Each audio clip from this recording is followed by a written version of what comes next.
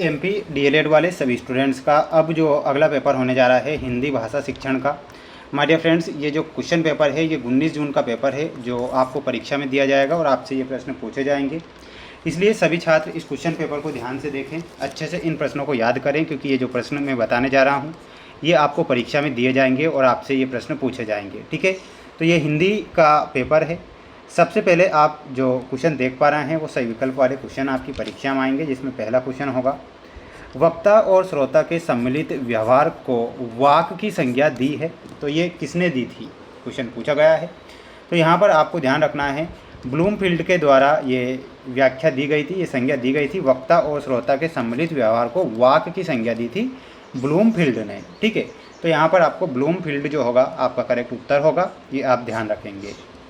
अगला क्वेश्चन परीक्षा में आएगा। मेरे सभी प्यारे भैया बहन, वीडियो को लाइक कर चैनल को सब्सक्राइब जरूर करें, क्योंकि आप सभी विद्यार्थियों के लिए प्रयास लगातार मेहनत हम कर रहे हैं और आगे भी आपके लिए प्रयास और मेहनत करेंगे। बोलने के कौशल के विकास की किस गतिविधि में बालक किसी समस्या या विषय पर अपने विचार व्यक्त करते हैं, तो किस पर करते हैं?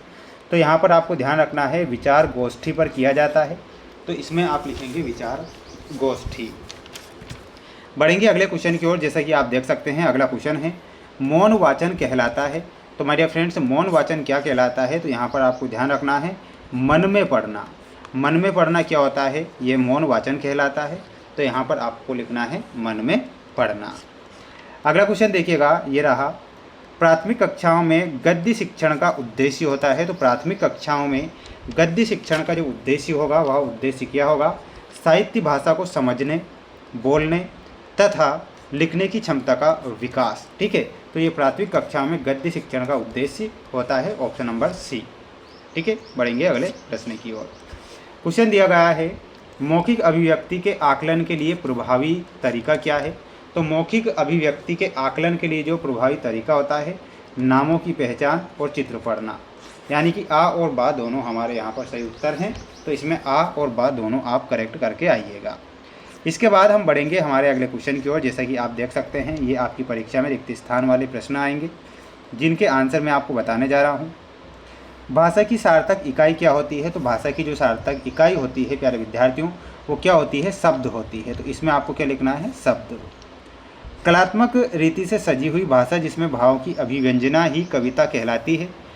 कविता की यह परिभाषा किसने दी थी? तो ये जो परिभाषा देने वाले थे वो कौन थे? श्याम सुंदर दास ने ये परिभाषा दी थी। तो ये आप लिखेंगे। जिस वाचन को अध्यापक द्वारा किया जाता है उसे क्या कहते हैं? तो उसे क्या बोला जाता है? उसे आदर्श वाचन बोला जाता है। तो यहाँ पर आपको क्या फील करना है? आदर्श वाचन आपको यहाँ पर फील करना रहेगा। भाषा शिक्षण में दैनिक पाठ योजना को नाम से भी जाना जाता है। तो उसे किस योजना के नाम से जाना जाता है? कालखंडवार योजना। ठीक है, तो ये करेक्ट करेंगे। व्याकरण शिक्षण की प्रणाली में छात्रों को पहले नियम बता दिए जाते हैं। तो पहले शिक्षण के निगमन प्रणाली के में बता दिए जाते हैं।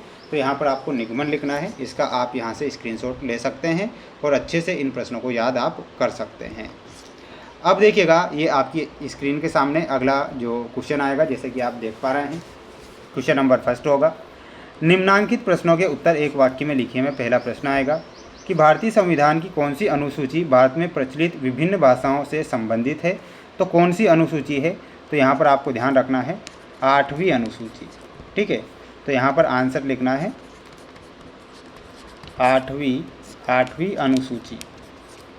ठीक है, ये आप यहाँ पर करेक्ट करिएगा। बोलने के कौशल का क्या आशय है? तो बोलने के कौशल का जो आशय होता है वो क्या होता है? अपने विचारों को मौखिक रूप से स्पष्ट करना। क्या लिखना है यहाँ पर? अपने विचारों को मौखिक रूप से स्पष्ट करना। श्रव्य काव्य के कितने भेद होते हैं? तो श्रव्य काव्य के आपको ध्यान रखना है 2 भेद होते हैं।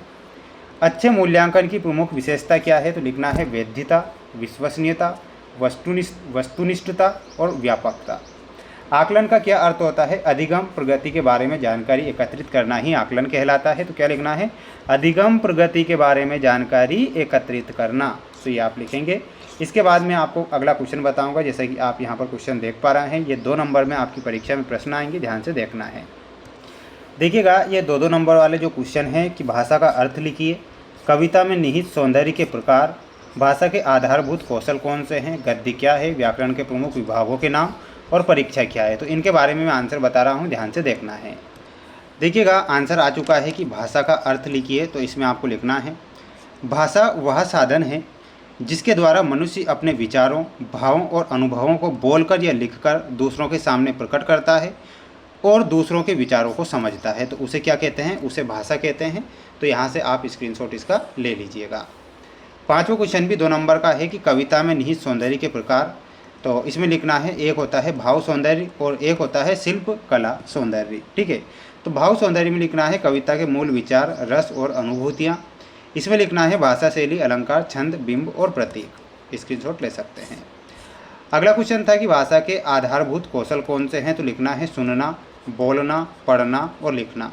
तो ये भाषा के आधारभूत कौशल होते हैं, ये आप लिखेंगे। 8वां क्वेश्चन देख लीजिएगा, 7वां गद्य क्या है? छंद, लय और तुकबंदी के बंधनों से मुक्त व्याकरण सम्मत सामान्य भाषा को गद्य कहते हैं। इसका उपयोग दैनिक बोलचाल, कहानियों और निबंधों में होता है। 8वां क्वेश्चन है आपका, व्याकरण के प्रमुख विभागों के नाम, वर्ण विचार, शब्द विचार, पद विचार, वाक्य विचार। अगला देख लीजिएगा, परीक्षा क्या है? तो लिखना है किसी व्यक्ति की योग्यता, ज्ञान, कौशल या गुणों का मूल्यांकन और परीक्षण करने की प्रक्रिया को परीक्षा कहते हैं। इतना आप यहाँ पर करेक्ट करेंगे। तो माय डियर फ्रेंड्स, मेरे द्वारा ये क्वेश्चन आपको जो बताए गए हैं बिल्कुल आपकी परीक्षा में आपको देखने को मिलेंगे, क्योंकि ऐसे मोस्ट इंपॉर्टेंट क्वेश्चन मैंने यहाँ पर बताए हैं। और अगला जो सेट पेपर होगा वह भी बताया जाएगा। तो बिल्कुल आप निश्चिंत रहें। मिलते हैं नेक्स्ट वीडियो में।